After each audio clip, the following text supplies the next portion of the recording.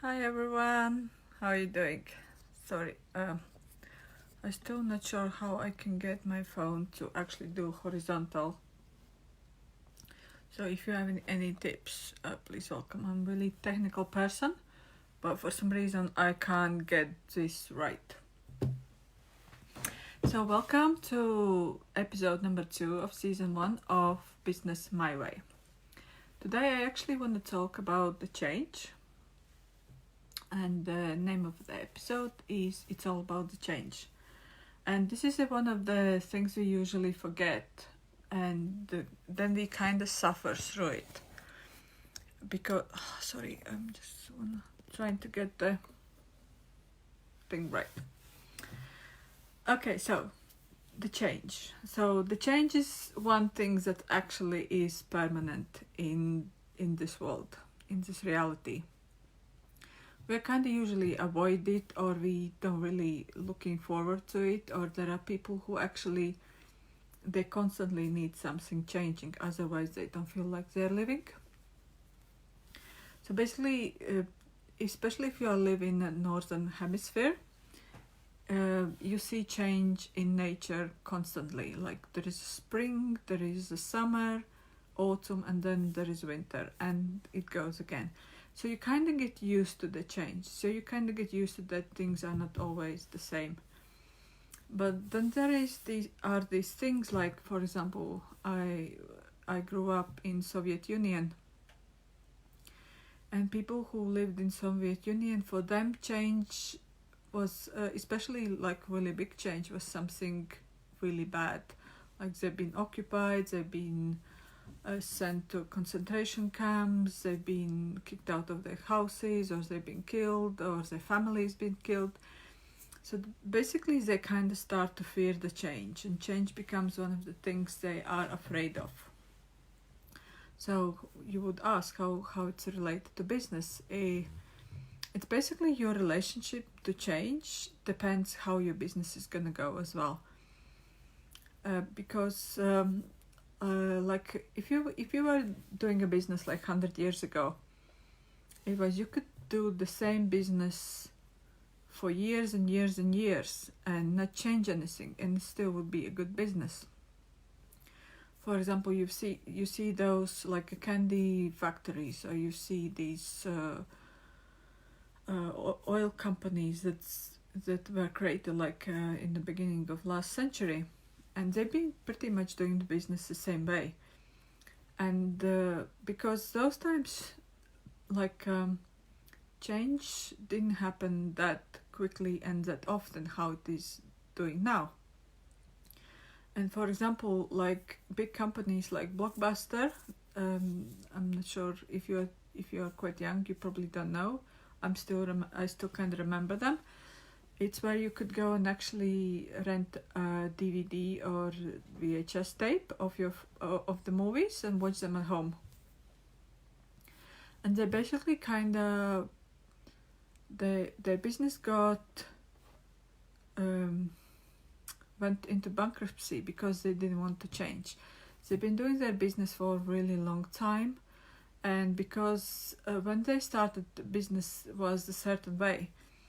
And when the 21st century came, the change kind of became quicker. People started to, like, when you look at the technologies like mobile phones, how they were like 20 years ago. Actually 20 years ago I didn't even have a mobile phone, even though they were around. It was such a rarity in our country. I didn't have it. My dad has it because he was a business owner, so he needed a mobile phone. I was in university and apparently I didn't need it. And at the time, like, I have one of the old phones. Like here they were like, this is not like, even this kind of have a camera, but this is my old phone. I don't know what's sitting here. And now that you have, like, for example, new iPhones and new Samsung phones that you can do magical things with, which with this one is only like 5 megapixel camera, and even this was like 7-8 years ago. And 20 years ago you would have just a phone mobile phone just to do the phoning and do the messaging and nothing else. And the same with business. Like business has to change with it when the time changes, and you have to be aware of this because your customer changes. You can't see that much with like older generation, but with younger generations, they're actually so used to change. They're so used to things like a new mobile phone coming out like every year. Now it's gonna almost like every 6 months, every 1 month, every month. They're so used to change, so you can't really do the business old way, especially if you yourself are old generation. I don't know, I think they call them baby boomers and generation X and generation something, and now we have millennials. So you have to change with the times, and not because you have to, and you can't. It's almost like you have to become friends with change. Change has to become part of you. It has to be like. It's almost like if nothing has changed for 3 months, you have to be something is not going on. Like for example, instead of like, for example, you just keep avoiding change and suddenly it kind of hits you in the face and then you don't know what to do with it. Okay. Sorry. So, and even you change. Like when you are not the same. You're not the same person you were 10 years ago. I'm not even the same person I was months ago. And especially because I'm working in a personal development industry. So I'm constantly like looking at things that are not working for myself and need to change it. So my perception change, my attitude toward things change, my clients change. Like a couple months ago, like a year ago, I don't have the same customers I'm having now. They're totally different. I'm meeting new people, and you have to look at it as well in your business where the change is inevitable, where maybe something like it's not working for you. Like for example, you're getting too many customer like what's it called? Like customer complaints, for example. You're getting customer complaints, so you can actually use those as a place to see like where the change is needed. Like for example, if they are complaining about your feedback, customer feedback, or if they I'm sorry, I'm not really there today. So basically you use that information to look at your business. Maybe there is something that needs to be changed in how you serve customers. Maybe certain products need to be updated. Like for example, things that someone was buying like 5 years ago and they're not buying them today. Don't choose those products again just because they were hit 5 years ago. That's what I see. Like I live in I live myself in a middle of nowhere, but my local town, which is about half an hour drive from me, it's quite a small town. It's got 10,000 people, and the thing with my country is that those small towns usually have older generation people who are not really used to change. But for them, I am used to change. I've traveled a lot. I've lived in a different countries, so I kind of accustomed to change and seeing different things and having the same thing over and over again. It's kind of frustrating, especially if I go shopping and you go in a clothes shop and it's the same thing. They have the same dress they had 5 years ago, and I'm not kidding. It's literally, there are shops that sell the same merchandise they were selling like 10 years ago. And it kind of gets frustrating because especially if you travel the world and you see different other places and different how like in the bigger cities like the clothes collections change like on seasons, every season it changes. But when you go into like these small towns where everything stagnates, the same people and people not used to change, you see the same things over and over again. In my town there are 3 or 4 coffee shops, and sometimes I like to take my laptop and go and work there.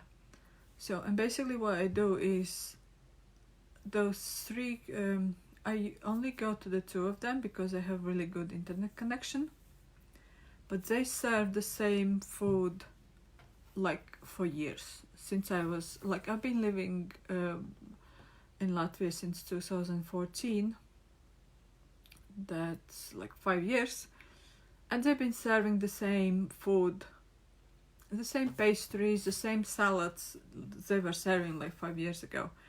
And it's kind of get as well like, I don't know, there is certain that moment where I'm saying so that I'm probably changing not even location but actually country because of that, because things are not moving fast enough. And the same way when customer comes to you, do they see that all the same things you were doing like 5-10 years ago, or are you introducing something new like on monthly or not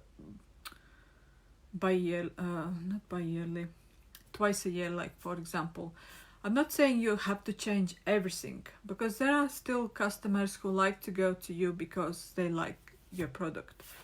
Let's say like if you're a coffee shop owner, and there are certain things that like I know that there are people who actually go to the same coffee shop like at the same time of the same day of the week, and they actually buy the same thing, like for example chocolate cake with strawberries or something, and that's a ritual. They go it every week just to have that, and there is nothing wrong with that. You have a really good customer who comes regularly, and instead of like, I've seen as well businesses who actually take it away, that thing that was working, just for the sake of change. And so you have to look at that, whether let me get the breath. So you have to look at that, whether not to do change as well for the sake of changing, but you have to be aware of your business, because your business is conscious place, your business is conscious entity, and you need to communicate with that, because change things that are not working, add new things, remove things that are not. You have to constantly look at these things instead of collecting dust on things that are not moving. Sometimes it's just enough just to go and like, especially if you're selling, let's say you have some kind of souvenir shop, or where they sell those porcelain things and the things that people don't buy like on a daily basis, but they basically buy on it's either seasonal or they buy on birthdays and something like that. So these things usually tend to sit on the shelf longer than, let's say, loaf of bread. So sometimes it's actually, if something was sitting on a shelf for a quite long time, it's actually instead of like leaving there and let it collect dust and hope that someday someone's gonna buy it, just basically go and pick it up, look at it, take the dust off, and put somewhere else, change the location. Maybe the price needs changing. Maybe price needs, basically talk to that thing and ask it whether it wants to sit somewhere else, whether it wants to reduce price, or maybe it wants to higher price. Because I've actually heard of people telling the stories how some of the stuff were not moving into the shop, So they were thinking maybe to reduce the price, but instead they actually increased the price, and next day the thing was bought.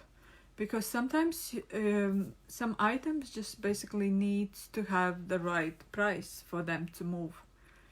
It's not logical, it's not kind of linear, because we are used to that people just buy things because they are cheaper. Obviously there are people who choose stuff because it's cheaper, and sometimes they just buy things because they are cheap, even though they actually don't need it. So basically what would but then there are things that people buy because they are more expensive, because they feel like the thing is more valuable if they pay more for it. Like for example, you wouldn't if you were selling like a gold earrings for $5, they usually cost like I don't know, I'm not even sure how much gold earrings cost. $30-$40, so I assume. And basically people would think that it's a fake. They would obviously there will be someone who would buy it because it's cheap, or maybe they know value and they see the bargain in it. But actually if the gold was selling cheap, like cheaper than it is now, people wouldn't find it as valuable. So basically you kind of create the price for value for the product by upping the price. For example, like diamonds. Diamonds can be cheaper. Apparently, from what I heard, lots of diamonds are actually sitting somewhere in the vaults of banks or people of the companies who actually sell diamonds, and they are not going for sale, so that there will be less diamonds on the market. So it's basically how they keep the price up, and people find it valuable, because diamond engagement ring would be more valuable than, let's say, zirconium engagement ring. And it's not because maybe diamonds are better necessarily, but it's because our perception is that they are more valuable than like zirconium. So that's basically how you get around the change in your business and in your life, and just not get used to it, just be comfortable, invite it in instead of like avoiding it. Make it part of your daily life. Okay, just got sorry, I just got the message. So basically, have a change as part of your life. Like you would have, let's say, a loaf of bread. Like you would want to eat the same thing every single day.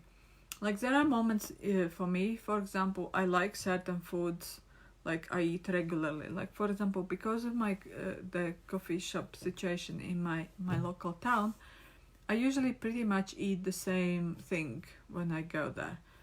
But I don't go there every day because that would be too much. Or sometimes I actually eat it for a while and then I change it to something else. And not because like I could choose definitely something else to eat, but even the choice what to eat there is like really limited. And for me, being vegetarian, it's kind of limiting even more. So yeah, have change as part of your life. Look at it. Look at what. Don't do the change just for the sake of doing it, and don't avoid change because you think that things, like you've been doing the things certain way for all your life. That means you have to basically do the same thing again and again. Like there is a story, like a metaphor about the meat and frying pan. daughter is watching how her mother is cooking, I think it was bacon. Yeah, she's cooking a bacon. No, maybe not. Okay, some kind of piece of meat. And basically what mother does, she chops off one end and then other end of the meat, and basically pretty good meat, but there is no really reason to chuck it out. So that's what she does. And the daughter asked the mother, why did you do that? And she says, well, I don't know, my mother used to do that. So I'm doing the same thing. So the daughter goes to her grandmother and asks her, why did she chop the ends of the meat off, even though they're perfectly good for eating? And she said, well, when my mother was cooking it, cooking on it, she actually, her frying pan was too small and the whole piece didn't fit in, so she basically chopped it off, the ends of it. I'm just realizing she could just chop one end of it, not the both of them. So that's what we basically do. So basically the mother was copying her mother just because she did it without even like realizing why she was doing. And so many times the change in our lives and in our businesses doesn't happen because of that reason, because my dad used to do it and it was good for him, so it's good for me too. And then there is another saying that why fix something that it's not broken. And I kind of lived by that same principle for a really long time. It kind of was stuck in my head because that was used quite a lot in my family. So basically it's like, just because it's not broken, it doesn't mean it works for you anymore. Like, for example, just because you have, let's say you have an old clock at home and it really doesn't do what it's supposed to do. So instead of and so my dad would just keep using the same clock, even though maybe one of the digits is fallen off. So basically I would he wouldn't change it because it's still pretty good to use it. But sometimes by changing something that is still working, kind of, but it doesn't work for you, it basically creates a different energy in your life.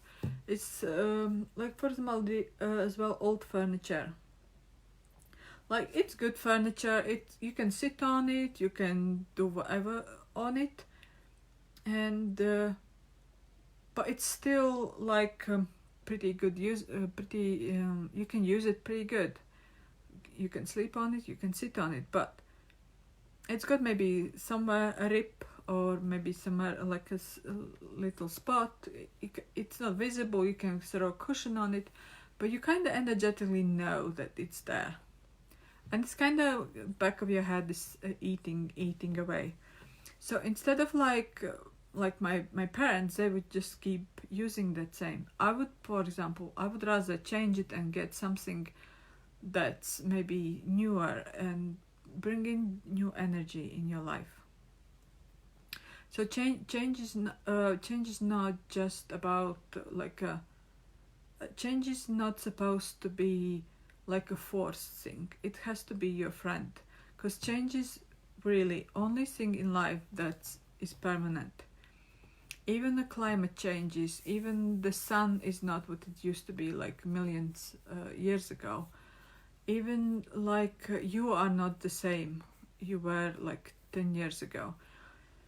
Even your body changes every 2-3 years completely. So you basically it's almost like this body didn't exist 3 years ago.